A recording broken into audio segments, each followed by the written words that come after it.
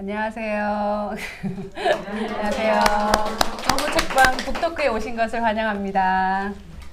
저희가 사실은 지난주에도 북토크가 있었는데 동네 이제 작가분들이 동네 이웃 출판사에서 책을 내고 그렇게 가까운 이웃들이 작가로서 데뷔하고 작년 올해 그렇게 책 낸 것으로 이제 북토크를 했었어요.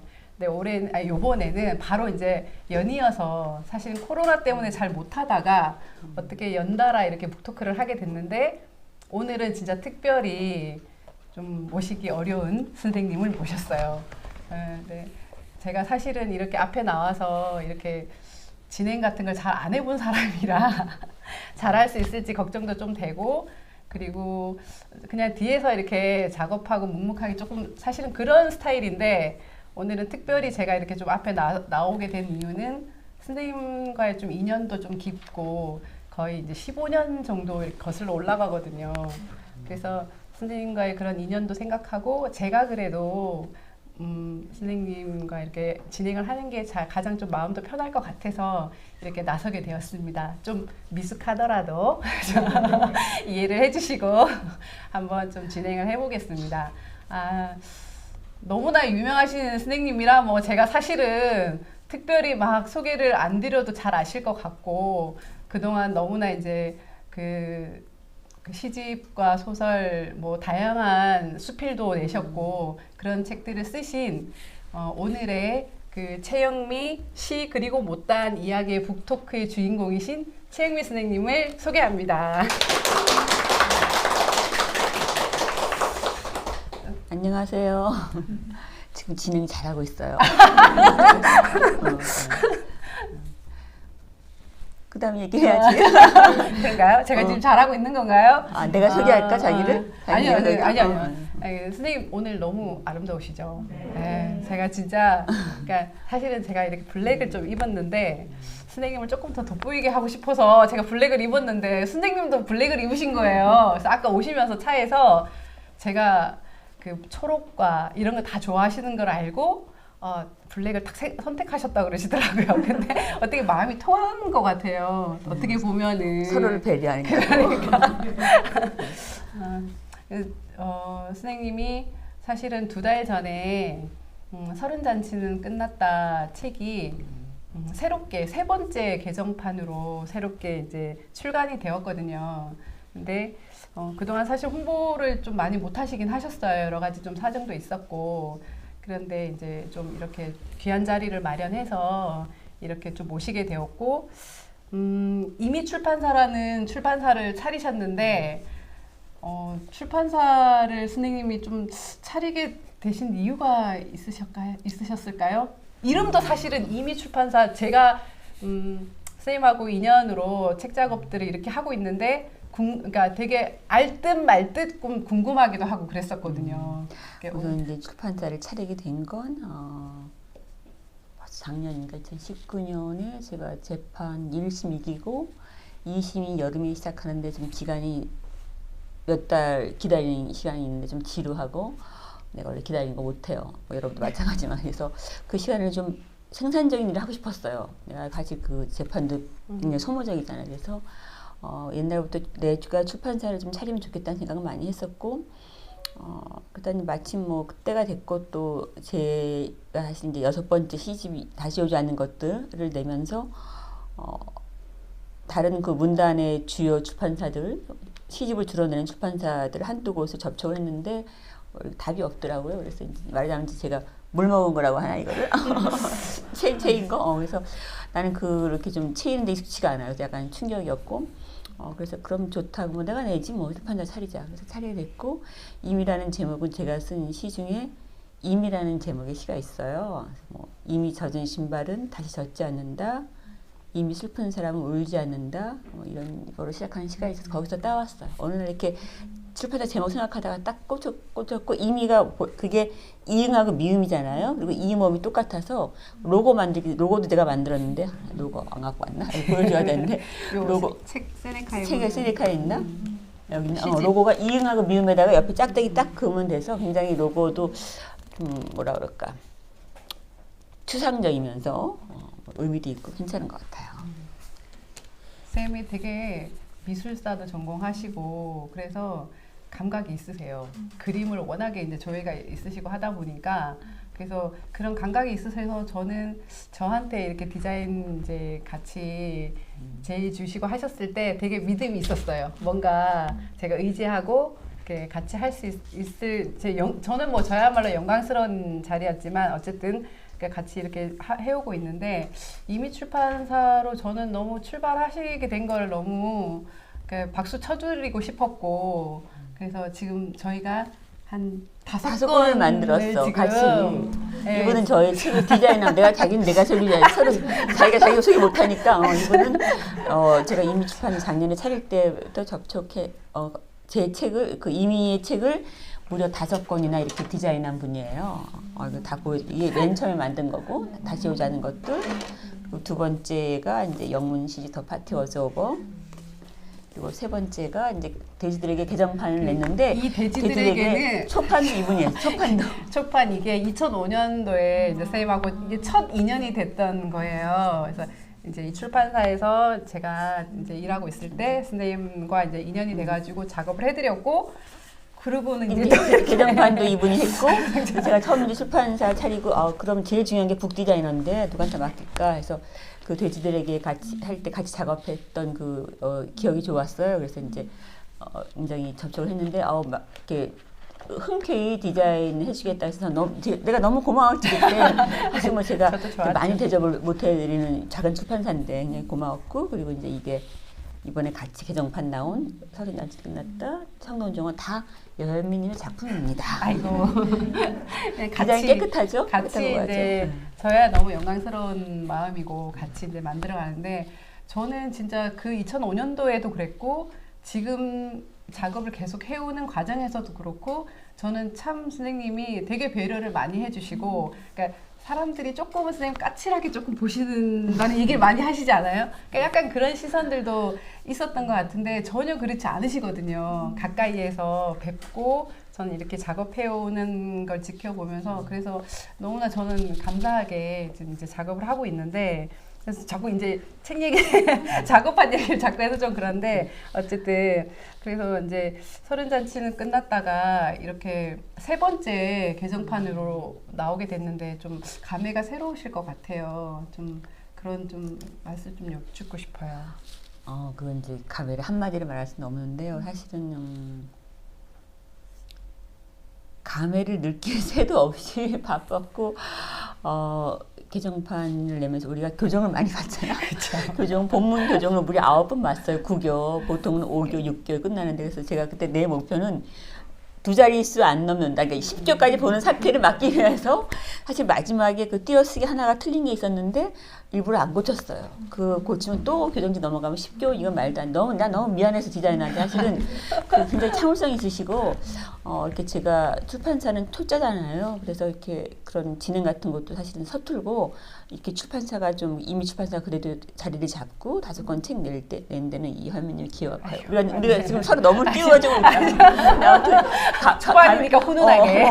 감에는 그거야. 이게 9교 좋아 괜찮아. 10교까지는 안 갔어. 그리고 이제 그리고 뭐 표지도 괜찮고 사실 우리가 하고 싶은 표지 계속 떨어진 게 하나 있거든요.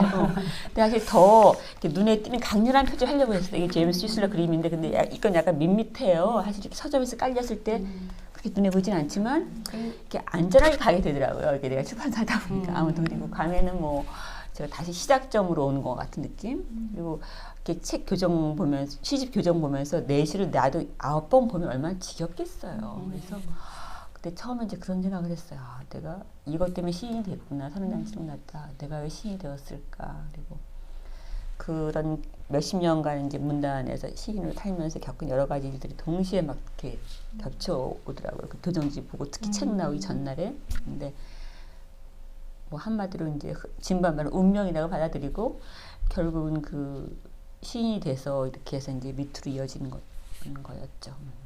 뭐 저한테는 사실 불행한 일이었지만 시인이 된 게 사실 건강지 말씀하자면 독자들한테는 좋은 일이죠. 그렇죠. 그럼요. 그러니까 제가 작업하면서 느낀 게 되게 벌써 많은 새를 찍었고 이번에 또 세 번째 개정판인데도 이렇게까지 한자 한자 이렇게 또 고치고 오고 하는 게 그만큼의 저는 이제 그 마음이 애틋하고 제가 왜 괜히 뭉클하죠? 되게 이 시집을 이제 선생님이 되게 이렇게 그런 마음이 다르신 것 같았어요. 그래서 뭐 내가 왜 물어? 사회자가 미치겠네. 이런 북토크 처음이에요. 사회자가 물어보는 북토크 처음이에요. 너무 착하신 분이에요. 착하세요. 그런 마음이 느껴져서 제가 이제 되게 뭐 한자 한자 고치시는 게 되게 그 깊게 느껴졌어요. 제가 시는 잘 모르고 뭐 그렇지만 그런 마음들이 좀 더 이렇게 느껴졌던 것 같아요. 저 책 읽더네요, 제가. 고마워요. 그래서 저희가 이제 서른잔치는 끝났다에 실린 시를 좀 세 편을 좀 낭독해 볼까 해요. 그래서 선생님이 먼저 과일가게라는 시를 낭독하고 그리고 어제 갑자기 저보고도 이제 좀 시낭송을 해달라고 낭독을 해달라고 이제 말씀을 하셔서 목소리도 안 예쁜데 네 그런데 제가 이제 그래도 여기 오늘 박인혜 쌤도 계시고 이정란 쌤도 계신데 우리 10월회를 했었잖아요. 우리가 또 그래서 10월에 그때 이제 시 한 편씩 읽던 생각이 나더라고요. 그래서 제가 영광스럽게 또 두 번째 선운사에서를 한번 읽고 그 다음에 선생님의 대표작이신 서른잔치는 끝났다를 선생님이 다시 또 낭독해 주시기로 하셨거든요. 그렇게 세 편을 한번 이어보겠습니다. 과일가게에서 사과는 복숭아를 모르고 복숭아는 포도를 모르고 포도는 시어토라지 밀감을 모르고 이렇게 너희는 서로 다른 곳에서 왔지만 어느 가을날 오후 부부처럼 만만하게 등을 댄 채 밀고 당기며 불그락 푸르락 이 세상이 아름다워지려는구나. 짧은 시입니다.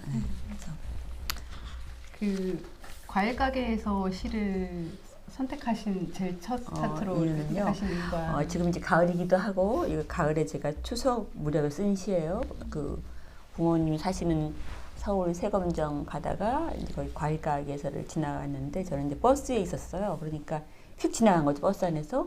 근데 그 사과 앞에 이런 복숭아들이 이렇게 색깔만 탁 눈에 들어오는 거예요. 그래서 그런 어떤 시각적인 충격을 받았고, 그걸 이제 나중에 이제 시를 썼는데, 시를 쓸 때는 몰랐는데, 저는 항상 그래 쓰고 나서 보니까 이게 괜찮은 시인 거예요. 그리고 아주 단순하고 동시 같지만, 사과가 복숭아 우리가 서로 다른 색깔이 다르잖아요. 근데 이게 같이 이웃하고 있다는 거. 그래서 지금 시점에 좀 맞는 시 같기도 하고, 저는 사실 미국 대선도 보고, 또 우리나라에 보면 너무 분열되어 있어요. 그래서 제가 이렇게 별로 무거운 얘기를 먼저 안 한 스타일인데, 남들이 다 이렇게 무게 잡고 얘기하는데, 저까지 내가 나라 걱정할 게 있을까? 이런 생각을 했었는데, 요즘은 조금 이제 이 시 생각하면서, 이렇게 자기 생각 있는 건 좋은데, 자기랑 다른 사람이, 다르게 생각하는 사람이 있다는 걸 인정하면 좋겠어요. 조롱하지 말고. 그래서, 이렇게 우리가 정말 사과와 복숭아, 포도가 이렇게 서로 색깔 다르지만 같이 이렇게 예쁘게 이웃하고 과일가게 있듯이 우리 사회도 좀 더 뭐 통합까지는 아니더라도 조금 서로를 좀 인정하면 좋겠다 이런 좀 마음이 있습니다. 네. 좀 거창한 얘기했다.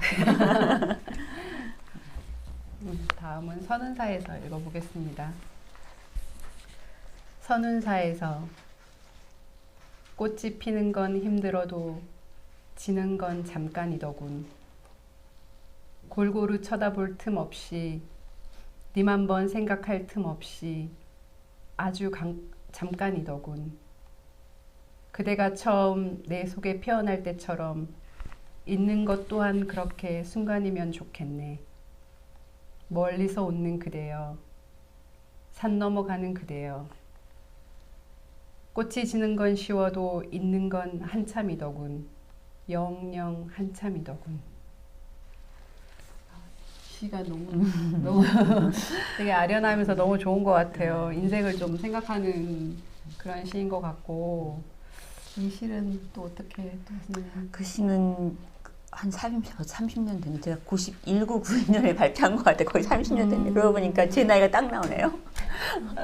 내년에 환갑입니다. 근데 전혀 그렇게 안 보이세요. 여기 희망을 가져요. 여러분도 60세가 돼도 뭐 별로. 근데 제가 30살 무렵에 92년에 쓴 것 같고,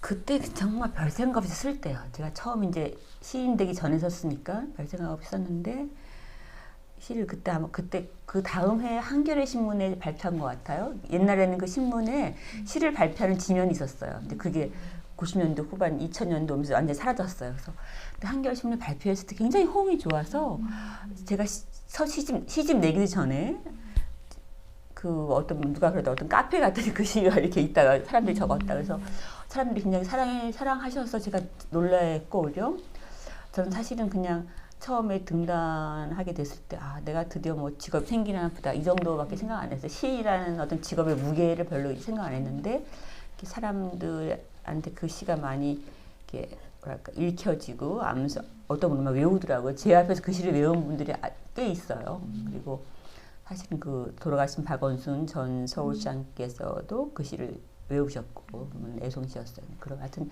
많은 분들이 이렇게 좋아하셔서 내가 시인이 맞구나. 내가 시인을 읽고 사실 보통 읽고 사는데 선운사에서 이렇게 가끔 인터넷에 뜨잖아요. 사람들이 막 올리고 보면 엄청 떠요. 그래서 아직 그게 30년 전에 네. 시인데, 거의 30년 된 시인데 여전히 유효하고 여전히 사람들한테 잊히지 않았다는 건 굉장히 시인으로서 감사한 일이죠.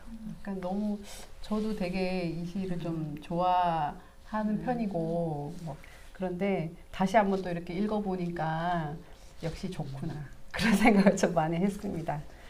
다음은 그러면 이 시의 대표작인 타이틀 제목 시를 좀 선생님의 멋진 목소리로 또 이렇게 안경을 써야겠다. 내가 노안이 왔어요. 몇 년 전부터.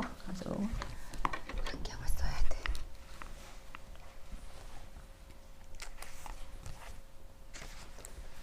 서른, 잔치는 끝났다. 물론 나는 알고 있다. 내가 운동보다도 운동가를, 술보다도 술 마시는 분위기를 더 좋아했다는 걸. 그리고 외로울 땐 동지어로 시작하는 투쟁가가 아니라 낮은 목소리로 사랑 노래를 즐겼다는 걸. 그러나 대체 무슨 상관이란 말인가. 잔치는 끝났다. 술 떨어지고 사람들은 하나둘 지갑을 챙기고 마침내 그도 갔지만, 마지막 셈을 마치고 제각기 신발을 찾아 신고 떠났지만, 어렴풋이 나는 알고 있다. 여기 홀로 누군가 마지막까지 남아 주인 대신 상을 치우고 그 모든 걸 기억해내며 뜨거운 눈물 흘리란 걸. 그가 부르다만 노래를 마저 고쳐 부르리란 걸. 어쩌면 나는 알고 있다. 누군가 그 대신 상을 차리고 새벽이 오기 전에 다시 사람들을 불러 모으리라. 환하게 불 밝히고 무대를 다시 꾸미리라. 그러나 대체 무슨 상관이란 말인가. 이런 시에 제가 시를 잘 못 읽어요. 아니요. 아니 내 시를 잘 못 읽어요. 아닙니다. 너무 좋았고요. 역시 시인의 목소리로 들으니까 너무 좋은 것 같아요. 그리고 또 마침 계절하고도 이 시가 또 어울리는 계절이고, 선생님 이 작품을 마지막으로 낭독하신 그 소감은 왜 선정? 당연히 이거는 뭐 선정될 수밖에 없는 시지만 이게 제목이고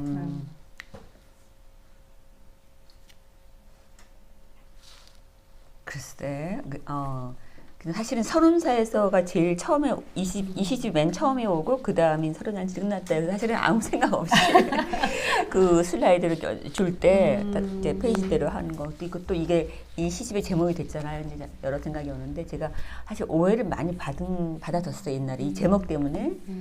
어떻게 30살의 잔치가 끝난단 말이냐, 그런 얘기를 제가 여러 명한테 들었어요. 여성들한테도 듣고 남성들한테도 듣고.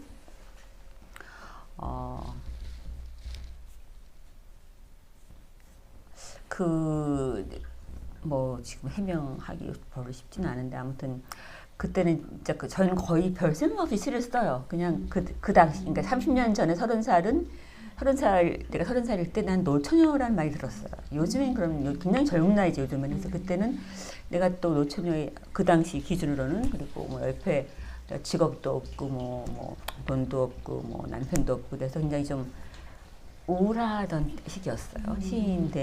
시를 쓰게 되기 전에 내 마음 상태가. 그래서 그때 이제 30살이 딱 되었을 때 그냥 내가 좀 나이는 30인데 뭔가 잡히는 게 아무것도 없구나. 그리고 그때 마침 전화가 와서 그 서클 모임, 대학 시절 그 서클 모임 한다는 얘기 듣고 그 한 잔치에 갔다 와서만 썼겠죠. 그런 이제 그 20대 그런 잔치는 끝났다는 의미로 쓴 건데 사람들한테 많은 제목도 오해를 받은 거야. 왜? 또 나이에 대한 오해. 30살은 시퍼렇게 좋은 나이인데, 그러니까 최영미 시인은 굉장히 나이에 집착한다 이런 오해.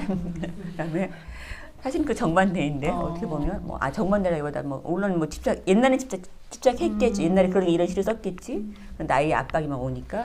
또 하나는 잔치 이코를 운동으로 받아들여서 청산주의자다, 운동을 끝냈다라는 오해를 두 가지 오해가 있어서 그래서 최근까지도 심지어 이제 제가 아무튼 그런 얘기를 많이 듣고 근데 조금 약간 억울한 면이 있었어. 그래서 이제 별로 이제 해명 안 해도 여러분 그런 오해 안 하실 것 같고 그런 이제 구체적인 한 서클 모임에 가게 됐을 때 쓴 거를 내가 어떻게 시를 쓰면서 내가 운동을 알레고리로 잔치를 끝났다 이렇게 할 수 있을 그런 생각할 정도의 그런 배짱도 없었고 이렇게 제가 스스로 운동가라 생각하지도 않았고 사실은 운동을 시작해야 끝내잖아요.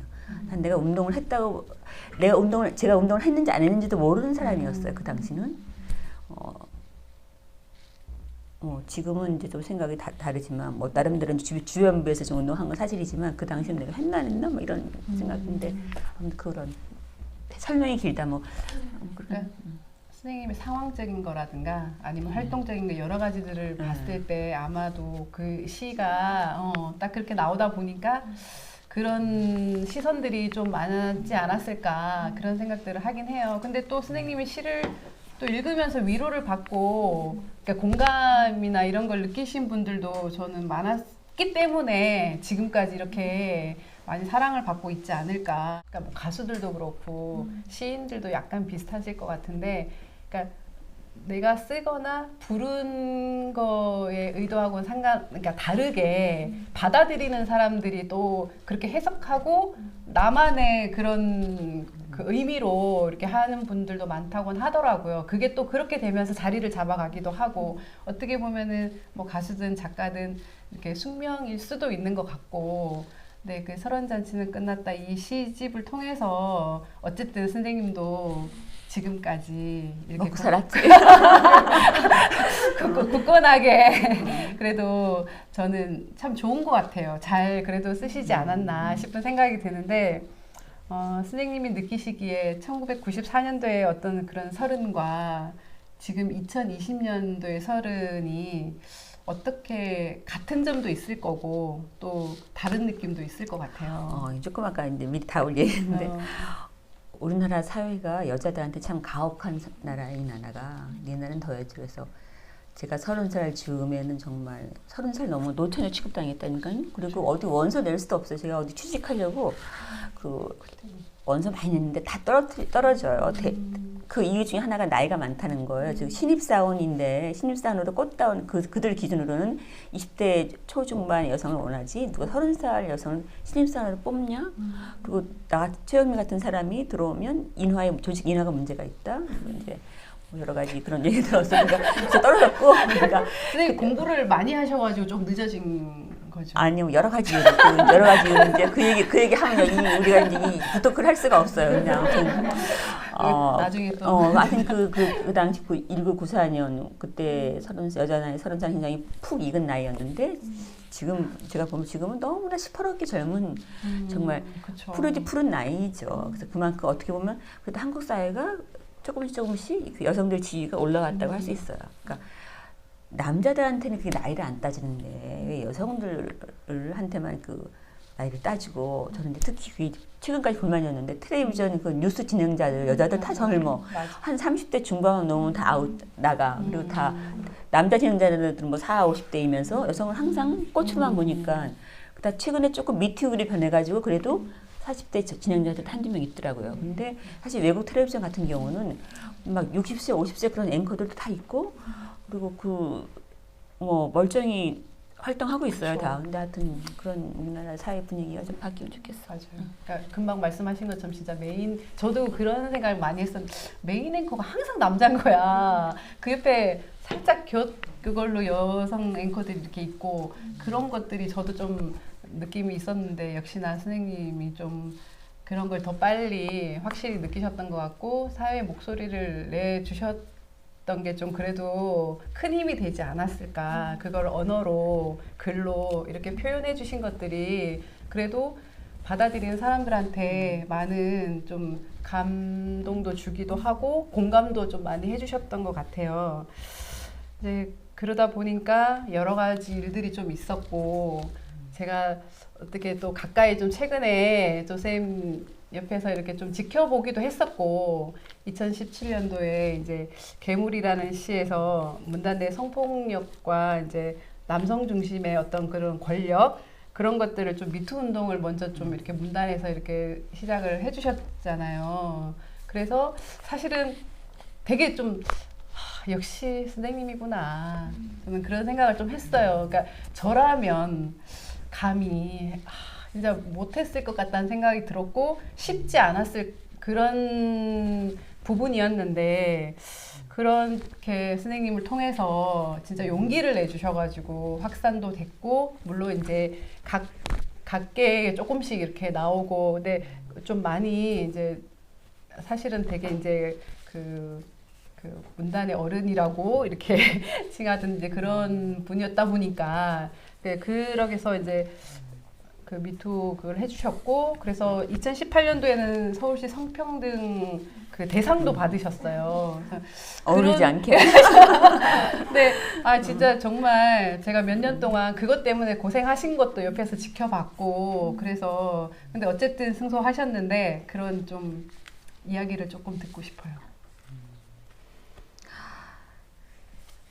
우선 그 시를 쓰게 된 건 청탁이 와서 썼어요. 간단해요. 그 황해문화에서 2017년 9월 중순에 청탁이 왔고 타이밍이 맞았던 것 같아요. 그때는 청탁 온 시점에는 헐리우드 미투가 시작되기 전이에요. 무려. 그게 이제 그 옛날 내가 이제 외국 언론들 접하면 그 얘기 많이 묻더라고. 어떻게 그 시를 썼냐. 근데 하여튼 그 황해문화가 그때 당시 이제 17년 겨울호를 준비하면서 젠더 전쟁 특집을 해서 광고도 다 모든 게 다 페미니즘 젠더의 그 잡지 그 겨울호가 17년 겨울호가 저한테 청탁이 왔고 청탁이 와서 일단 원고료가 괜찮았어요. 그래서 이제 선생님 솔직하세요. 진짜 솔직하세요. 근데 무조건 쓰는 건데 사실은 제가 처음엔 안 쓸 생각도 했었어요. 왜냐면 저는 그 인장이 목에 갇히는 걸 싫어하거든요. 어떤 주제를 주면 내가 잘 못 써요. 그 주제 무게에 눌려. 사실 젠더 전쟁, 뭐 페미니즘이 쉬운 주제가 아니잖아요. 그래서 내가 좀 피하고 싶다는 생각.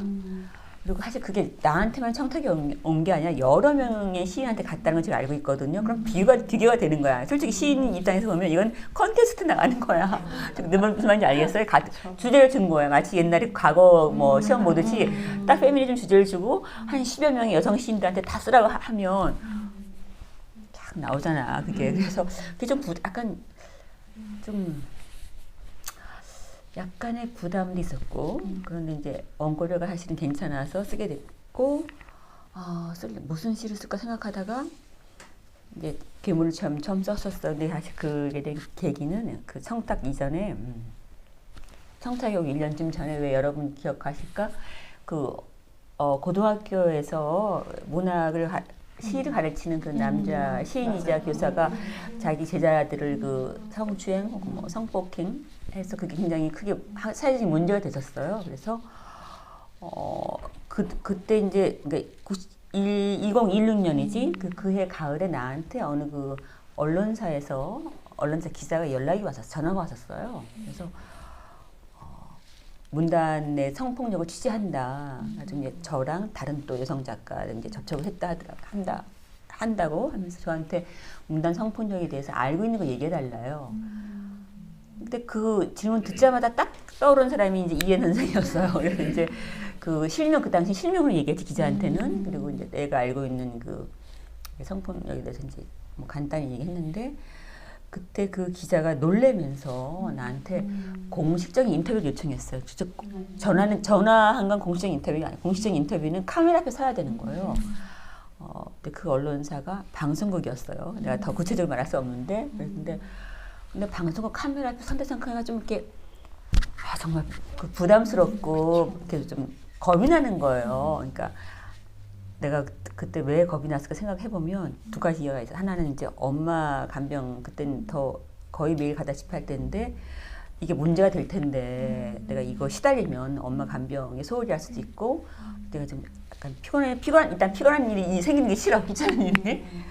제가 귀차니스트예요. 귀찮은 거 하기 싫어하거든. 그리고 또 하나는 이제 겁이 나는 거야. 문단 내 그런 권력 관계라든가. 그리고 물론 제가 문단의 아웃사이더였어요. 미투 이전에도 아웃사이더였지만 이제 미투 이후엔 더 확실한 왕따를 당하고 있는데 아무튼 나한테 어떤 문학적인 기회가 올 수도 있는데 내가 섣불리 시로 써서 글을 고발하면 그 인터뷰 한다는 건 방송국 기자 카메라 앞에 판단다는 건 그럼 바로 내가 그 기회가 날아가는 거잖아요. 나한테 올 그 기회는 이제 뭐 문학상일 수도 있고 뭐 아니면 무슨 뭐 해외 문학제나 같은 큰 행사에 초대받지 못한다는 걸 뜻하는 거예요. 내가 이제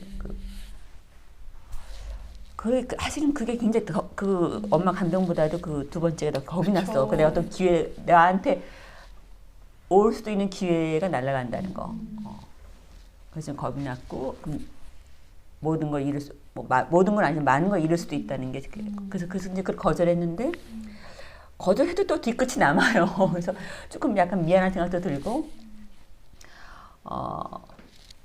그러고 나서 이제 1년쯤 지난 뒤에 이 청탁이 온 거예요. 그 황해문화 청탁이 왔을 때는 그때 그 미안한 마음이 있었어요. 내가 그 여고생들한테도 미안했고 여러 가지 미안해서 내가 이거 써야겠다. 청탁도 왔는데 그래서 이제 쓰면서 참 이렇게 내가 좀 뒷북을 친다. 내가 진작에 썼어야 되는데 진작에 이런 얘기를 했어야 되는데 내가 너무 늦게 쓴다 생각했는데 마침 그 시를 쓰고 있을 때 헐리우드 미투 소식이 전해진 거예요. 한국에. 내가 굉장히 그걸 빨리 알았어요. 제가 외국 방송을 봐요. CNN 그때 자주 거의 매일 보는데 한국에서 이제 며칠 걸리잖아요. 그 뉴스가 오기 전에. 그래서 그게 다 타이밍 너무 잘 맞았던 거예요. 그래서 이제 그게 발표했을 때는 이제 거의 조용했지. 몇 달 뒤에 이제 그 SNS에 떠돌면서 이제 문제가 됐었죠. 좀 길게 얘기했네. 근데 선생님이 그것 또한 좀 운명이지 않았을까. 그러니까 시대를 어떻게 보면은 이게 아무나 할 수 있는 건 아닌 것 같아요. 그게 또 선생님이셨기 때문에 그런 기회가 왔고 되게 많이 저 같아도 엄청난 고민과 막 그런 걸 했을 텐데 그래도 그렇게 용기를 내주신 거에 저는 진짜 박수를 보내드리고 싶고 사실 선생님의 상황이나 이런 것들 생각하면 너무 전 개인적으로는 되게 마음이 아프기도 하고 그런 이제 그런 과정들을 거치면서 되게 힘드셨을 텐데 어쨌든 되게 박수 쳐드리고 싶고 그 시 계물을 보면 이은 선생 옆에 앉지 말라고 문단 초년생인 내게 K 시인이 충고했다. 젊은 여자만 보면 만지거든. K의 충고를 깜빡 잊고 이은 선생 옆에 앉았다가 미투. 동생에게 빌린 실크 정장 상의가 구겨졌다라는 내용이 시작되는데요. 참 이렇게 하나 더 얘기할 게 있어요. 거기에 오해를 또 풀어드릴 게 있어요. 이 뒤에 풀자. 거기 보면 이제 소설가 박 선생이 나오지. 뭐 이해는 수도꼭지야 틀면 나오거든. 그런데 그물이 똥물이지 뭐니. 그 우리끼리 있을 때 그를 씹었던 소설가 박 선생도 그의 몸집이 커지자 뭐 입을 다물었던 사실은 그것도 인터넷에 그 박 선생이 어떤 남자 작가라고 사실 내 이름 말하기 싫어. 박모라는 그 남성 작가 그 성추행의 어떤 가해자였던 그 사람 그런 소문이 있더라고요. 그래서 아니 그게 말이 돼요.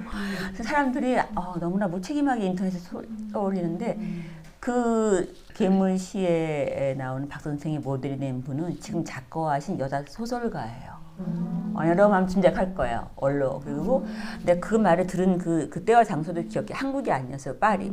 프랑스 파리에서 내가 그 소설가 박 선생님의 그 호텔 방에서 잠시 쉰 적이 있어요. 당시 그 파리가 파업 중이라 나는 그때 이제 유스호스를 묵었는데 뜨거운 물이 안 나오던 것 같아. 목욕을 내가 못해가지고 선생님이 이제 파리 왔다는 걸 알고 내가 이제 어떻게 연락을 해서 그 선생님 호텔방에서 내가 샤워하고 그래서 선생님하고 같이 이제 문단 얘기 하다가 선생님이 저한테 영미야 뭐 이렇게 여러 가지 문단 얘기 하면서 그 이해는 선생 얘기가 나왔고 내가 지금도 그 이해는 그 실명을 거론하지 못하는 게 좀 안타까운데 부작용이 생기니까 싫어서 아무튼 그때 나온 얘기 쓴 거예요. 그러니까 여성 소설가예요. 지금 돌아가셨어요. 굉장히 존경받는 분이에요.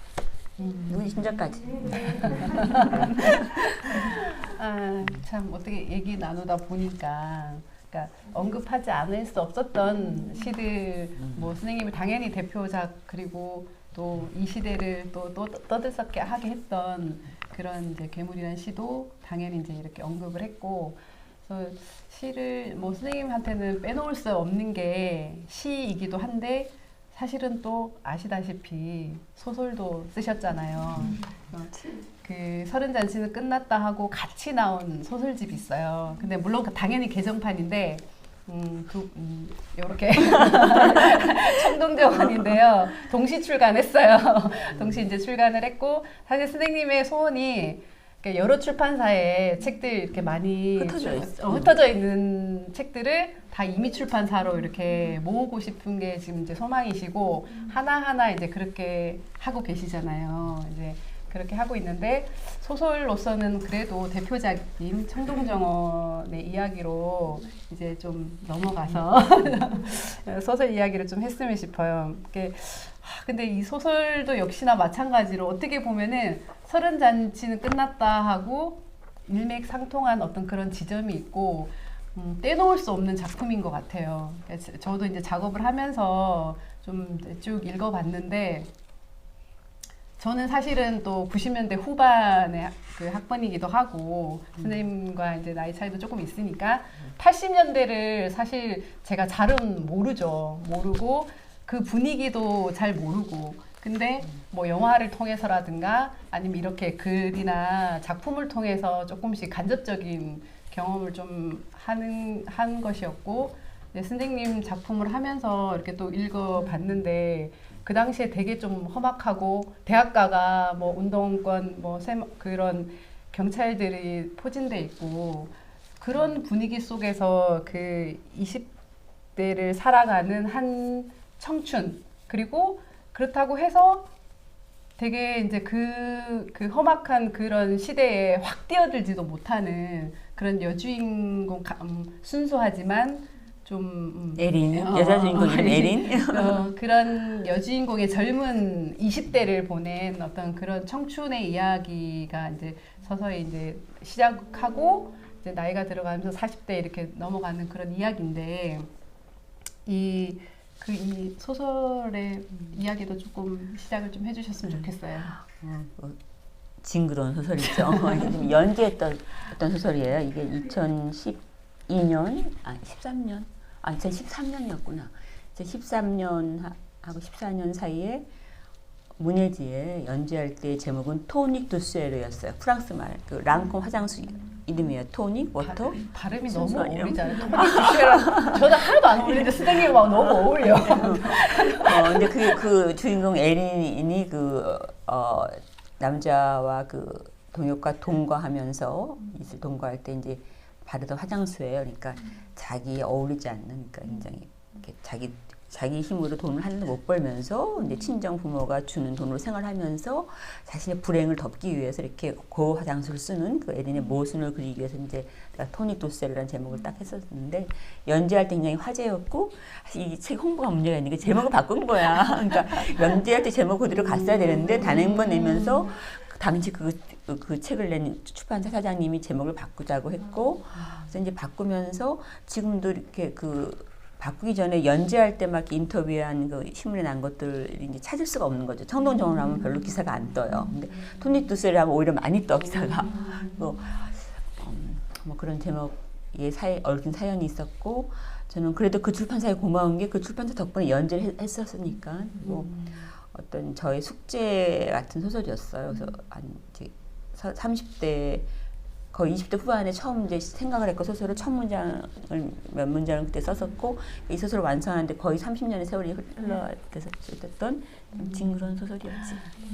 그러니까 그러니까 자연스럽게 얘기가 이제 넘어왔는데 이 소설을 금방도 이제 언급하셨듯이 첫 쓰기 시작한 거는 거의 88년도 뭐 이때쯤이셨대요. 그러면서 이제 26년 거의 30년 가까이 이제 이 소설을 완성해 나가셨는데 제가 이제 읽어봤을 때는 거의 좀 선생님이 좀 자전적인 소설 느낌도 좀 나고 되게 마음이 찡하면서 간접적인 그런 것들을 많이 생각했거든요. 주인공에 제가 이제 막 투입이 돼가지고. 근데 쓰시는 게 되게 힘드셨을 것 같더라고요. 그렇게 26년간 이렇게 쓰시게 된 어떤 그런 이유가 길어진 이유 같은 거. 이제 처음에 한 200~300매를 썼었어요. 80년대 후반, 90년대 초반 그쯤 돼서. 그래서 어떤 소설가 누구한테 보이고 또 어떤 평론가 뭐 이름이 들면 그 당시 하여튼 내가 아는 그 뭐 누구 선배 통해서 어떤 평론가한테도 보였는데 세 번쯤 고치면 소설이 되겠다 이런 말을 들었어요. 당시 어떤 소설가한테. 그리고 그러니까 시간이 많이 걸린 이유는 냉정해지기 위한 시간인 것 같아. 근데 내가 처음엔 냉정해질 수 없어. 내가 20대 끝자락에 걸쳐 있는데 내 그 대학 시절 청춘을 이제 그런 당연히 경험이 들어가 있고 자전적인 건 사실이에요. 근데 그렇지만 소설 주인공 에린이 곧 저는 아니죠. 제 경험과 다른 사람 경험을 같이 녹인 거죠. 거의 모든 소설가들이 그럴 때 자기 이야기만 쓸 수는 없어. 그쵸, 그래서 이제 남의 이야기도 내 얘기인 척하고 쓰고 내 이야기도 남의 이야기인 척하고 쓰고 그래야 되는데 아무튼 그래서 그 냉정해지는 데 들어간 시간인 것 같아요. 그리고 그래서 파일이 너무 많아가지고 나중에는 너무 정말 책상을 정리하고 싶었어. 옛날엔 이제 손으로 썼잖아요. 원고지에다가 원고지도 있지. 그다음에 또 그 옛날에 286이라 하나 그 두꺼운 디스켓 있잖아요. 디스켓에도 파일이 있지. 그다음에 또 그 롬도 그러니까 그 파일 디스켓만 여러 버전이 있는 거 나중에는 정말 내가 압사할 지경이어서 그 소설 자료와 종이와 그 디스켓 더미들에 이사도 또 얼마나 자주 했어요. 제가 이사할 때마다 그거 다 끌고 다니는 것도 다 보통이 아니고. 그래서 내가 결심해서 어느 날 이제 내가 이거 끝내야겠다. 소설을 내가 숙제를 끝내야겠다. 그래서 2012년에 이제 소설을 쓰기로 작정을 하고 그때 당시 춘천 살고 있었는데 춘천에서 고양시 일산으로 이사 왔고 또 이사 온 걸 또 어떻게 알고 또 어떤 남자가 나타났어요. 그래서 이제 아까 그 어떻게 쓰게 됐냐 얘기는 사실 지금도 그 남자 친구가 없었더라면 내 이 소설을 완성하지 못했을 것 같아요. 왜냐면 제가 좀 이렇게 귀찮은 안 하려고 하고 원고 딱 마감이 있어야 쓰는 사람이에요. 그래서 지금 고마운 사람이 여러 사람인데 일단 그 연재 제의를 한 출판사 이렇게 고맙고 그 남자 친구 옆에 있어서 저한테 이렇게 여러분 아시지만 사랑하게 되면 막 에너지가 나오잖아. 그리고 그 20대로 돌아가잖아요. 연애하게 되면. 그래서 이제 그 과거 20대 청춘을 다룬 그 소설을 쓰기 적합한 상태가 된 거예요. 그때. 근데 50세 좀 지나서 그때 쓰게 됐어요.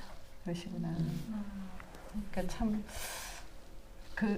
그것 또한 선생님한테는 운명처럼 그러니까 운명의 말 너무 자주 하면 좀 그러니까, 진부해지지만 그렇긴 한데 저는 계속 이렇게 들으면서 그런 생각이 계속 그 단어가 자꾸 이렇게 떠오르게 되는 것 같아요. 그 서른잔치는 끝났다와 청동정원을 읽었을 때 조금 더 그런 생각이 들었어요.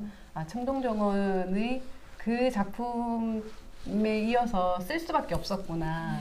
그리고 선생님의 인생을 조금 한번 이렇게 돌아보시는 그런 차원의 주인공한테 조금 투영이 돼서 그렇게 쓰시지 않았을까 궁금하지 않으세요? 한번 읽어보세요. 제가 겪어보지 못한 어떤 시대로 들어가서 한번 좀 이렇게 읽어보는 그 주인공이 돼서 이렇게 읽어보니까 너무 멋있는 말 해주셨어요. 겪어보지 않은 시대로 들어간다는 너무 멋있는 말 하지 않았어요? 막 순간적으로 막 나왔어요. 네, 청동정원의 그 이제 작가의 말에 보면 선생님이 그런 구절을 써놓으셨는데 내가 소설로 다루고 싶었던 것은 80년대 20대를 보낸 어느 청춘, 싱그러우며 황폐했던 봄날의 추억이었다. 폭압적인 체제에 맞서 앞에서 싸우지 못하고 멀찍이 물러나 모른 척하지도 않았지만 그래서 더 고민이 깊을 수밖에 없었던 주변인의 초상이라고나 할까 라고 이렇게 써놓으셨는데 저 되게 이게 공감이 됐거든요. 그러니까 저 같아도 저였어도 역시 확 뛰어들어서 뭘 한다는 게 앞에서 투쟁가처를 이렇게 한다는 게 쉽지 않은 좀 성격이긴 해요. 늘 좀 뒤에서 이렇게 받쳐주고 좀 그런 거는 잘 해왔던 것 같은데 그래서 이렇게 막 이렇게 투쟁가적인 그런 성향도 좀 못 되고 좀 잃는데 그런 게 되게 조금 공감이 됐었거든요. 그러니까 선생님에게 그 20대라는 어떤 그런 젊은 시절과 지금의 또 그 80년대, 그러니까 20대가 80년대였잖아요. 그때 어떤 그런 의미 같은 게 계속 지금 작품에서, 주요 작품에서 이렇게 언급이 되고 하니까 그 의미를 좀 여쭤보고 싶어요. 계속 무거운 얘기를 하네. 일단 이제 가벼운 얘기부터 하니까 제가 이제 소설 속의 문장 인용할게. 성동정원에 보면 그 주인공 에린이 이제 대학에 입학하는데 이게 이제 멋을 부리고 싶은 거예요. 당연하잖아요. 왜냐면 그때 고등학교 때 교복을 입었잖아요. 머리도 마음대로 못하고 그래서 막 머리를 그 입학식 앞두고 몇 달 사이에 계속 바꾸는 얘기가 나와요. 나중에 이제 더 어떻게 할 수 없이 이제 머리를 계속 머리가 짧아지는 거야. 그래서 바꾸면서 그래서 20살의 자유는 축복이 아니라 재앙이었다. 막 이런 표현을 썼는데 정말 갑자기 자유가 주어지니까 저는 이게 한국 교육의 문제 같은데 중고등학교 때까지는 자유가 없잖아요. 그 시험 입시에 눌려가지고 뭐 이성 교제도 못하고 뭐 이렇게 막 정말 어떻게 보면 푸르디 푸른 정말 그 소년들이 막 공부를 하고 있잖아요. 너 뛰어놀지도 못하고 그러다가 갑자기 대학 가면 자유가 주어져요. 그러니까 처음엔 그 자유를 어떻게 요리할지 모르는 거예요. 그래서 내가 자유를 진짜 내 손바닥 위에 올려놓고 내 마음대로 요리하기까지는 수십 년이 걸렸고 그런 얘기를 이제 쓰고 싶었던 것 같고 그리고 또 하나 이 성동전의 커다란 주제는 이제 80년대인데 거기 이제 제가 말로 하는 것보다 이 소설의 한 대목 읽는 게 좋을 것 같아요. 소설 끝에 에필로그가 있어요. 에필로그에 보면 있구나. 314페이지 80년대가 내게 남긴 것은 이념이 아니라 정서이다. 이념이나 사상은 변할 수 있지만 정서는 변하지 않는다. 옷을 고르는 취향, 타인을 대하는 태도, 말버릇이나 헤어스타일은 한번 굳어지면 평생을 간다. 작은 것들에 대한 연민, 정의에 대한 갈증, 돈과 악수하지 않는 손, 권력에 굽실거리지 않는 허리를 그 시절은 내게 물려주었다.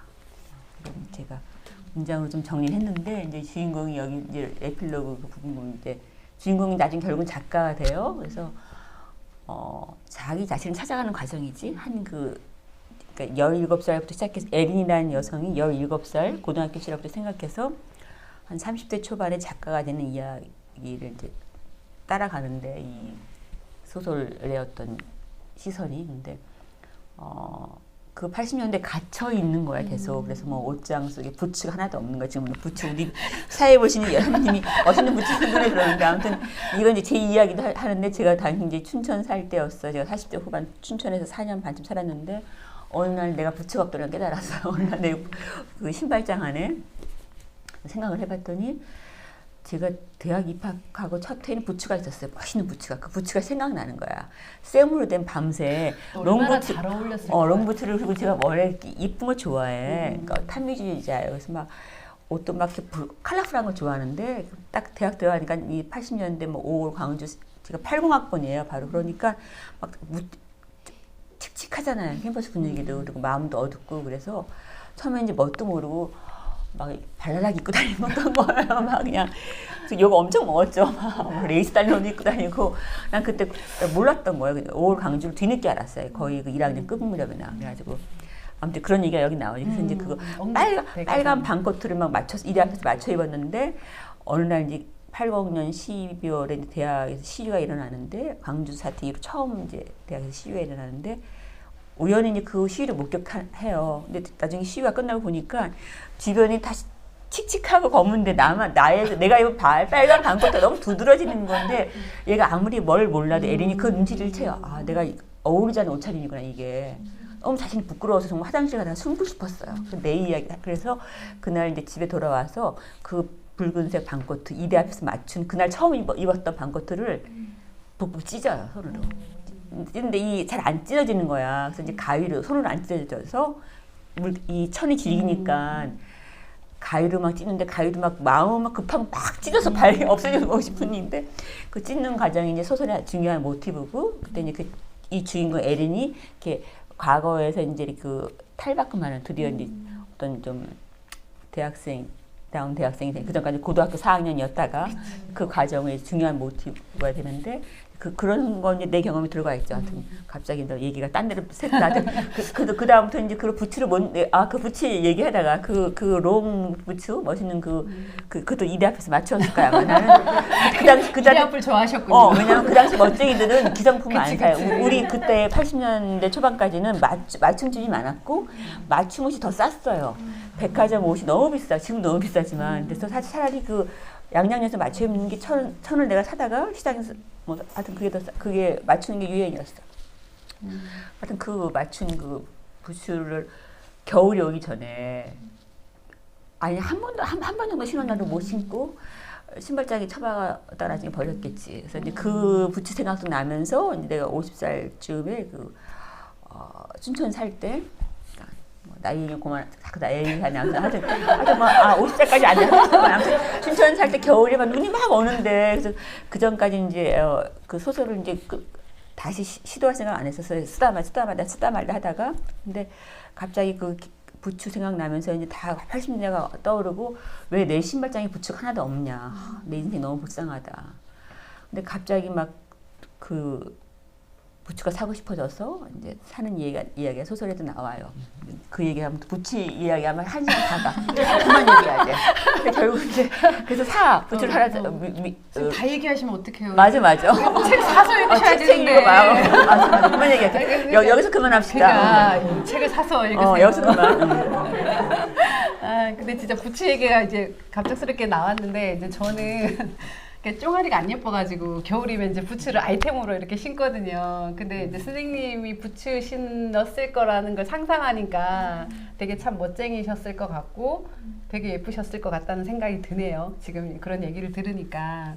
그래서 되게 그 이야기들은 책 속에 많이 담겨있다고 하니까 읽어보시고. 근데 이제 말씀하시는데 이제 저는 이제 책을 읽어봐서 그 이제 장면들이 좀 이렇게 지나가고 그 주인공이 그 옷을 찢고 그 시대를 뛰어들지 못하면서 그 양심의 가책이 느껴지고 막 그랬던 그런 이제 그 부분들이 다 이렇게 지나가는 내용들이 이제 머리에 스치는데 하여튼 그래서 저는 이제 선생님의 그러니까 소설을 읽는데 되게 많이 떠오르더라고요. 선생님을 워낙 제가 좀 잘한다기보다는 어쨌든 이렇게 알고 지낸 세월이 있고 대화를 나눠봤고 했기 때문에 알아서 그런지 몰라도 책을 이제 순식간에 저도 이제 빨리 읽는 스타일이 아닌데 이제 빨리 읽었는데 내 선생님이 많이 떠올랐고 그 시대에 이제 어떻게 보면 저한테는 이제 선배님들이시죠. 이제 그런 분들의 어떤 그런 시대의 아픔을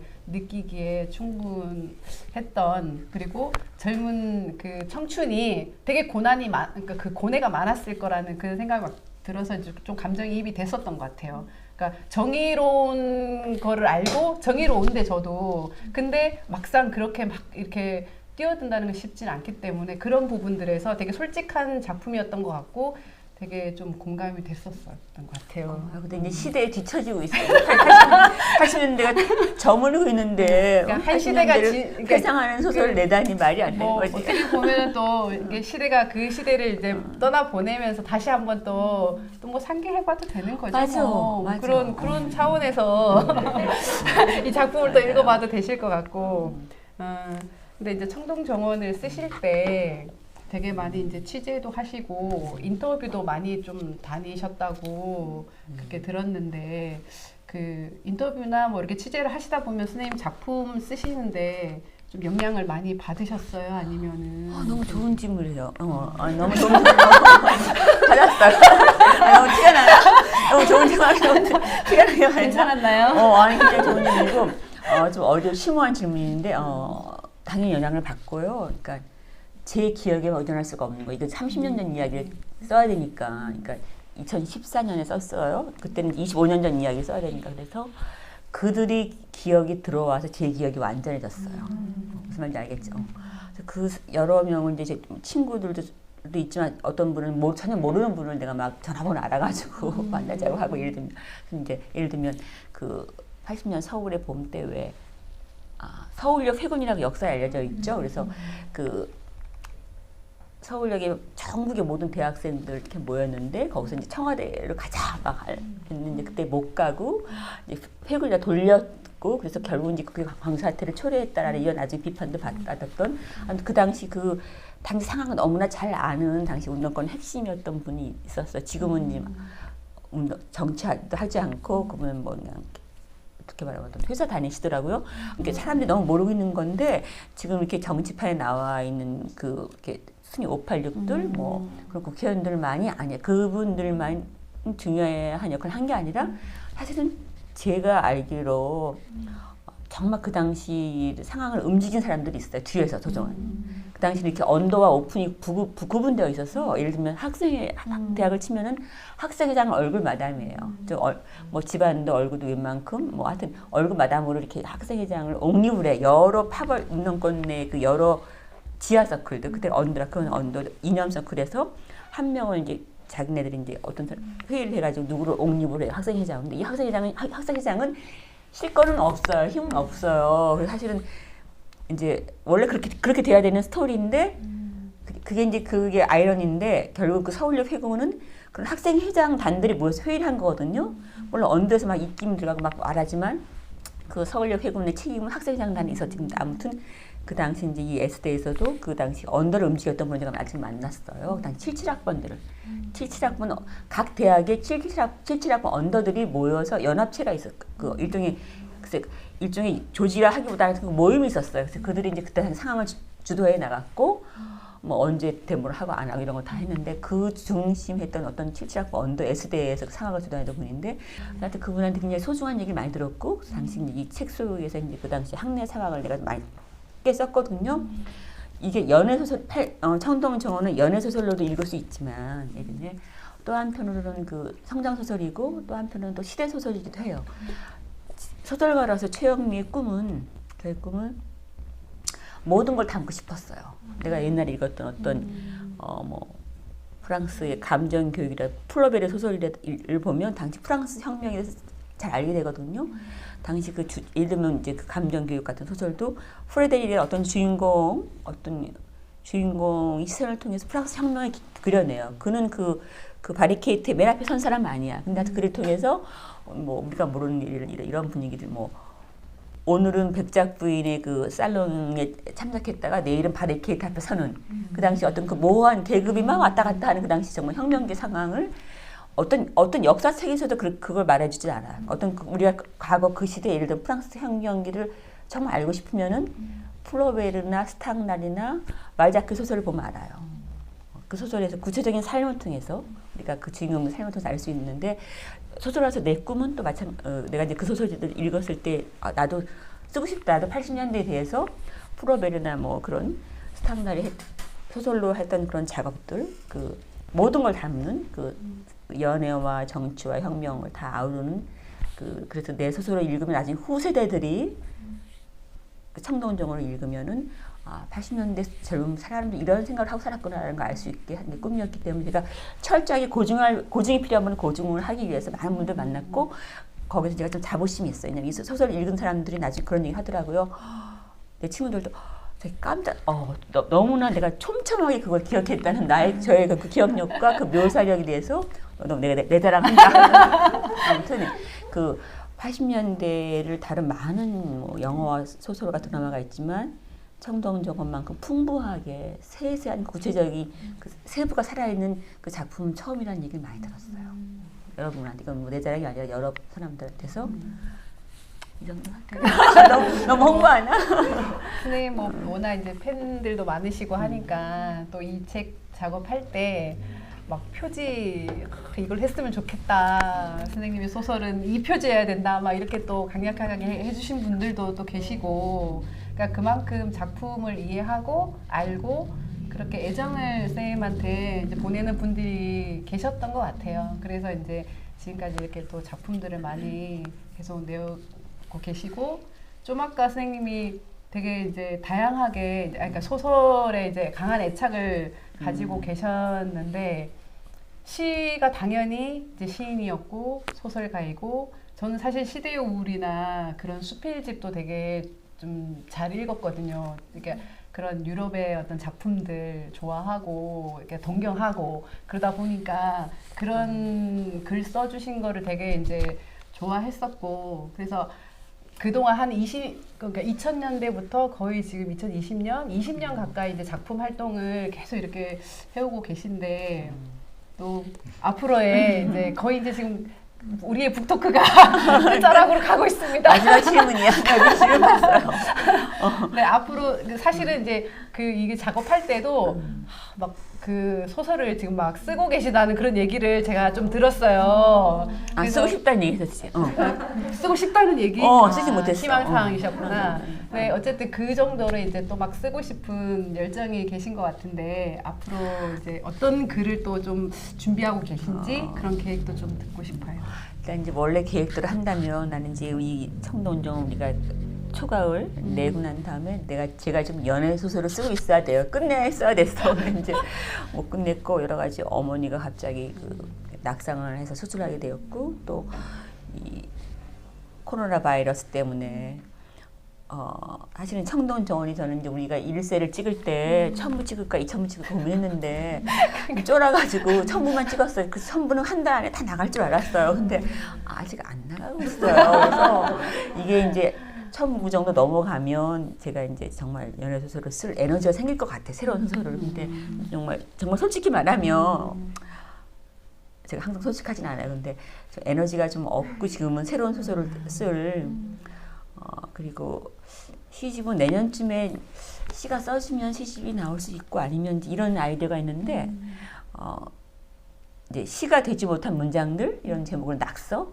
그 중에 제가 항상 시집을 낼 때 이렇게 버리는 시들이나 혹은 뭐 이렇게 어떤 한 문장은 좋지만 시를 엮지 못해서 빠진 것들 제가 모아놓은 게 있어요. 그래서 그럼 괜찮을까? 그런 책 내는 것도 낙서라는 제목, 시가 되지 못한 문장에서 저희 또 60세를 기념하기 위해서 괜찮은 것 같아. 근데 여백이 많겠지 그 책은. 근데 또 그거는 또 그 나름대로 또 새로운 또 시집이 될 것 같네요.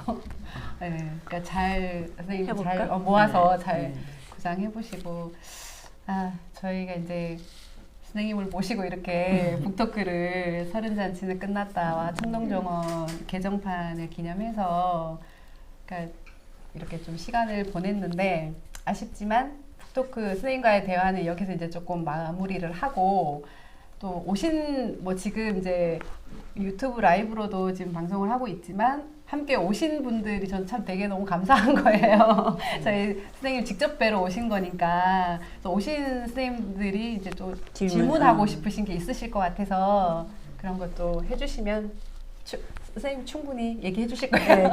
네, 여러분 또 읽고 싶은 시가 있으면 시나 소설 중에 읽고 싶은 문장 있으면 읽으셔도 되고.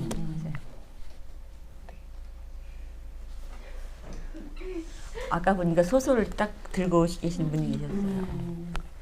여러 번 갖고 오셨네.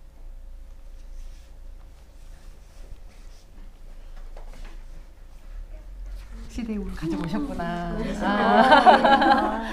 이 시대의 우울 에피소드가 하나 있는데 제 그 아는 분이 자기 친구가 너무 좋아한대요. 그래서 이 책이 선생님한테 제가 얼마 전에 그 사인 받았잖아요. 책을 너덜너덜하게 완전히 그걸 계속 들고 다녀가지고 너무 너덜너덜한데 제가 이제 선생님하고 작업한다는 얘기를 듣고 그 자기 친구한테 선물하려고 새 책을 샀더라고.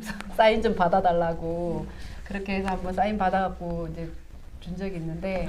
읽으세요. 거기 좀 읽으세요. 아니 제일 처음에 아까 과일 가게에서 이게 지금 출판물인데 그 마지막 그 행에 마지막 행에는 한 세상이 아름다워지는 맞아요. 바꿨어요. 하나하고 이를 굉장히 예민한 독자세요.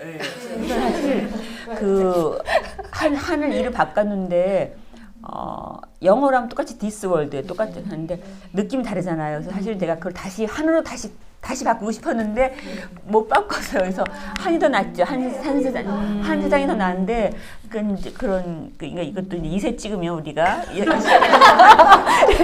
찍으면 바꿨다. 아, 역시 선생님이 근데 시인을 알아보시네. 우리도 박인혜 시인님이시거든요. 야, 역시 또 이제 이제 지단에는 피곤하는 거예요. 그러면 그래서 바꿔야 됩니까? 바꿔줘요. 예민하시네요. 한번 또 좀 낭독하고 싶은 시가 있으면 아니, 낭독 아니고요. 서른 잔치는 끝났다 해서 제가 이거 94년에 나왔을 때 읽고 그 이후로도 이제 계속 읽었거든요. 그러나 대체 무슨 상관이란 말인가? 이 구절에 대해서 좀 뭐랄까 이제 이해가 되면서도 한편으로는 이렇게 받아들여지지가 않는 거예요. 그런 분들이 꽤 있어요. 예. 그래서 그 시 때문에 그 구절 때문에 이제 그 시가 싫다 뭐 하긴 뭐 저에 대한 오해 잔치 끝났다 하는데 저는 그냥 정말 무심결에 썼고 나중에 다 읽어봐 내가 이걸 왜 썼지 하고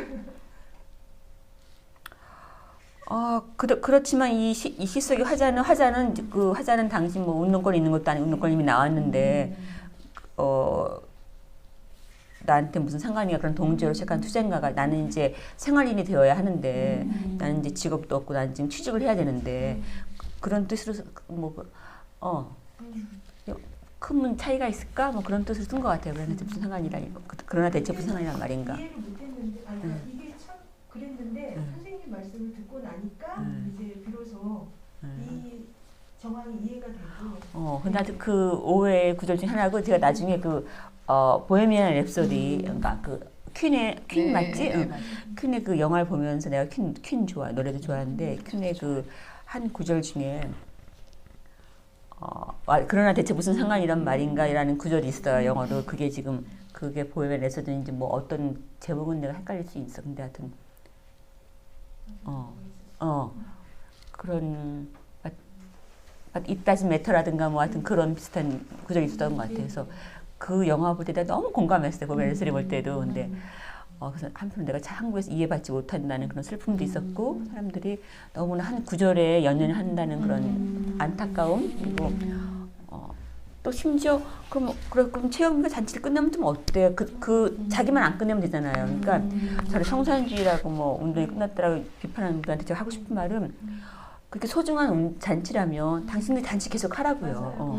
그렇게 소중한 거라면 최유미 같은 그 일개 시인이 잔치 끝낸다고 끝날 잔치가 아니잖아요. 그들이 계속 잔치하면 돼 당신들이. 사실 뭐 나도 여기서 새로운 잔치를 한다는 뜻 썼지만 그리고 사실 잔치는 내가 끝낸 게 아니잖아요. 저도 이제 당시에 학생도 하다가 노동운동을 하는 과정 속이었는데 이 책이 딱 나오면서 대체 무슨 상관이란 말이니까 뭐 나의 그냥 가장 밑바닥의 어떤 노동자들과 함께 생활하는 어떤 그 시대가 지금 끝났다는 거 막 이런 생각이 들면서 나의 잔치는 아직 끝나지 않았는데 막 이런 생각이 있었거든요. 그 정도로 하고 또 다른 질문 혹시 없으세요? 사인 받으시려고 지금 여러 권을 가지고 오셨구나. 뭐 질문이나 생각 같은 거 있으면 말하셔도 되는데. 편하게 질문하시고 싶으면. 저는 질문은 아닌데 제가 이 책을 들고 29살 때 처음 마음이 답답해서 가을 11월 달에 선운사를 가야겠다. 안녕하면서 들었어요. 아무것도 안 가더라고 딱 이 책을 딱 가져갔었거든요. 근데 선운사에 11월에 동백꽃이 필 리가 없잖아요. 혹시나 어디 핀 데 있나 글러보면서 보는데 그 위에 절 위로 올라가는 산이 하나 있어요. 산에 올라갔는데 거기 관광버스로 여행을 많이 오셨더라고요 아주머니들이. 그래서 제가 이제 혼자 가니까 저 아가씨가 무슨 일 당하려고 어떻게 혼자 산에 가나 싶어서 저를 막 부르시더라고요. 근데 그분들은 이제 산에 오신 목적이 저를 구경하거나 이런 것보다는 친목도 오로지. 그래서 이제 저한테 이렇게 와서 이 손에 얘가 이걸 들고 다녔거든. 딱 이거 한 번만 가지고 왔거든요. 이런 걸 가지고 산에 올라가면 큰일 난다며. 산에 가지 말고 나랑 같이 여기 있다가 그래서 이 책이 여기 책 위에 정말 막걸리 한 잔이랑요. 그다음에 그 홍어찜이 이렇게 올려서 이렇게 주셨어요 저한테. 아니 저 글씨집은 그런 게 아닌데 아니, 이런 거 읽어봐야 뭐. 이렇게. 완전 재밌다. 너무 제가 이 책을 선사해가지고 내렸는데 아 내가 이 시집을 한 권 들고 갔기에 저렇게 막걸리라도 한 잔. 저는 선생님 오신다고 해서 제가 여기 현미쌤하고 저희 시를 읽는 동아리에서 만났는데 현미쌤의 그 북디자이너 정말 제가 너무 놀랐거든요. 그래서 오신다고 해서 제가 바로 신청을 했는데 오셨을 때 꼭 질문을 꼭 한마디를 해야지 했는데 딱히 뭐라고 들을 수 있는 말씀이 없는데 너무 위험이 저보다 너무 강하셔가지고 제가 어떤 질문을 드릴 수는 없을 것 같고 아마 제가 29살 때 최영미 선생님이 그 시의 그 선사에서라는 시를 제가 너무 좋아해서 학교에서 시험 문제를 국어 시험 문제 출제를 했어요. 제가 그것 때문에 난리가 났어요 학교에서.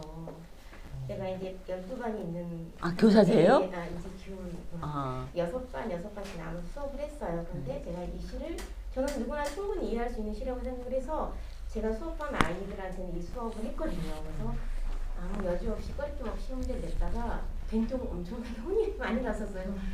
제가 그때 그 대연장 때 이 시를 들고 내가 그걸 풀고 오리라 싶은 마음으로 갔었는데 오신다고 해서 그 추억이 다시 생각이 나서 신관이 나오긴 했지만 저한테는 되게 의미 있는 책이라서 아직까지 뭐 묻어있는 흔적도 아직 있거든요. 의미가 있네. 얘기 들어보니까 정말 재미나네. 말씀 주셔서 너무 행복했어요. 그 말씀 전해줘서 감사합니다. 덕분에 우리가 즐거웠어요, 그죠? 정말 재밌는, 제가 여태까지 북토크 작가에 대해 많이 해봤지만 제일 재밌는 이야기였어. 그치? 그 서른사에서 선생님도 얘기하셨듯이 시험에 나오고 했는데 최근에도 학생들 그 국어 시험에 출제됐다 하더라고요. 출제됐어요. 저희 딸 국어 지금 고등학교 2학년이잖아요. 거기 시험에 나왔더라고요. 그래서 얘기하는 거예요. 엄마 재무쌤 씨 나왔어. 근데 더더욱 반가웠는데 그랬었지. 질문 하나만 더 해도 될까요? 네. 여기 그 마크로스코 이거 이 그림을 좋아하셔서 시주신 거예요? 네, 근데 거기 좀 슬픈 사연이 있는데, 그 당시 내가 마크로스코 좋아했고, 그 마크로스코 그림을 그 초판 30난치를 갖다 표지하면서 한국에서 마크로스코 유행했대요. 그 전까지는 한국에 별로 안 알려진 작가인데, 막 알려졌는데, 좋아했고, 미술사학과 대학원 다니면서 이제 논문도 쓸까 생각했었어요. 근데 그분이 자살을 했죠. 거의 60세 가까이에. 유태인이었고 러시아계 유태인이었습니다. 그 그림이 이렇게 그 런던의 테이트 갤러리에 가면 그 로스코의 방이 따로 있어요. 그 방에 다 로스코 그림만 있는데 이게 약간 이쪽에 색채 추상이잖아요. 근데 제가 보통 사실 추상화에 별로 공감한 적은 없어요. 좀 재밌다 이런 생각 하지만 제가 사실 시각적으로는 보수적인 사람이라 구상을 더 좋아했는데 로스코 그림은 좀 다르더라고요. 근데 그 방 안에 이렇게 제가 30대쯤 또 나이 얘기한다. 유럽 여행 처음 가가지고 막 이제 배낭 메고 그런 그 유스 호스텔 자면서 미술관만 순례하던 때가 있었어요. 정말 젊은 시절인데, 근데 로스코 방에 딱 가니까 그 피로가 막 한꺼번에 몰려오면서 이제 그 그림을 감상하기 위해서 멈추는데 갑자기 막 그림을 계속 보고 있는데 눈물이 막 나다 보니 눈물이 나는 거예요. 그러니까 굉장히 감정적인 이유로 환기시킨 로스코 그림 나만 아니라 많은 사람들이 로스코 그림에 그런 얘기를 해요. 로스코 그림 앞에 그 캔버스가 큰데 그 그림 앞에 서면 사람들이 많은 사람이 울어요. 그리고 이렇게 굉장히 그 정서적으로 자극이 되는 그림이었어요. 그게 정말 예술의 힘인 것 같아. 그 붓터치의 힘인가? 그 경계를 이렇게 흐려주는데 정말 그 옛날 과거의 옛날 예능이 떠오르고 아무튼 그 독특한 그 힘 있는 그림이었는데 나중에 저와 얽힌 또 슬픈 사연이 있는데 그 얘기는 여기서 다 못할 것 같아요. 선생님 그리고 아까 그 퀸의 보헤미안 랩소디 그 애니웨이 맞아 떠올라. 더 윈드 블로즈 어쨌든 바람은 불어 doesn't really matter 투미지 투미네. 맞아. 투미로 끝나. 맞아. 보헤미안 랩소디야, 그죠? 그게 굉장히 강렬했어요. 그 노래 좋아하는데 그래서 맞아. 어쨌든 바람은 불어오고 doesn't really matter to 나한테는 상관없지. 그 바람은 나랑 상관없지 뭐. 어떤 고마워요. 굉장히 또 고마워했어요. 이마담이 또 순발력이 또 네, 있으셔가지고. 고마워요. 네. 이제 딱 퀸의 노래가 나오면 너무 좋겠다 고민했습니다. 딱 나오면 진짜. 끝나고 들으세요. 네, 참 그래 음악이 딱 사실은 음악도 좀 계획을 했었는데 이 저작권이 또 이 문제에 걸리더라고요. 그래서 좀 아쉽게 오늘 몇 곡을 좀 선정하려고 했다가 좀 그런 부분들이 있었어요. 이제 거의 시간이 끝나갑니다. 네. 마지막으로 우리- 한두 분 또 좀 이야기만 혹시 들어볼까? 더- 또 하실 얘기 있으신 분? 네, 뭐 질문 아니더라도 부끄러워하지 마시고 하세요. 사실 그 오신다는 얘기 듣자마자 제가 너무 혹시 제가 누락될까봐 되게 부랴부랴 신청을 했는데요. 사실 제가 이거 20년 된 책인데 너무 깨끗해 20년 된 책이. 근데도 여기 이렇게 노랗게 바래져 그래서 제가 이번에 새 책을 2권 사서 친구들한테 선물을 했어요 기념으로. 근데 이 책도 다시 개정판이라 나왔으면 정말 좋겠고요. 저는 사실 이게 제 인생 책이에요. 그래서 저는 뭐 개인적인 얘기지만 제가 사실 그 미술을 너무 좋아하는데 그리는 건 재주가 없어갖고 항상 놀림을 받았었거든요. 근데 이제 대학생이 되고 나서 선생님 책을 읽고 나니까 아 이렇게 내가 그냥 그 관람객의 입장에서 그 미술을 그냥 잘 할 수 있구나 그런 용기가 됐었던 책이에요. 그래서 제가 항상 선생님의 이런 어떤 그 미술을 감상하는 시선을 보고 배우고 싶었고 이걸 굉장히 오랫동안 그 한 번씩 진짜 늘 생각나면 한 번씩 읽고요. 지금 제가 그 이후에도 미술책을 되게 많이 보는 편인데 선생님 책만한 책을 찾을 수가 없어요. 20년 어쩌면 좋아. 감사합니다. 책 내야겠다. 그지? 어떻게?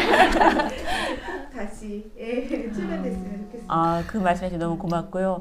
뭐 계약을 끝내는 건 문제가 없어요. 근데 이제 문제는 안에 그 사진들이 사진의 문제, 그림들. 그림 사진이 그것도 이제 다 사와야 되는데 그러니까. 그 비용이 드는 거예요. 사실은 이제 안 그래도 저희 그런 얘기 했었거든요. 이것도 하고 만드는 싶다. 디자인 비용이 있는데 네. 독자들한테 지금 여쭙고 싶은 거 그러면 시대우를 다시 내는데 사진이 약간 좀 미흡하거나 사진이 뭐 작거나 크기가 뭐 혹시 컬러가 흑백이 되든 상관없을까 그래도 전혀 상관없을 거예요.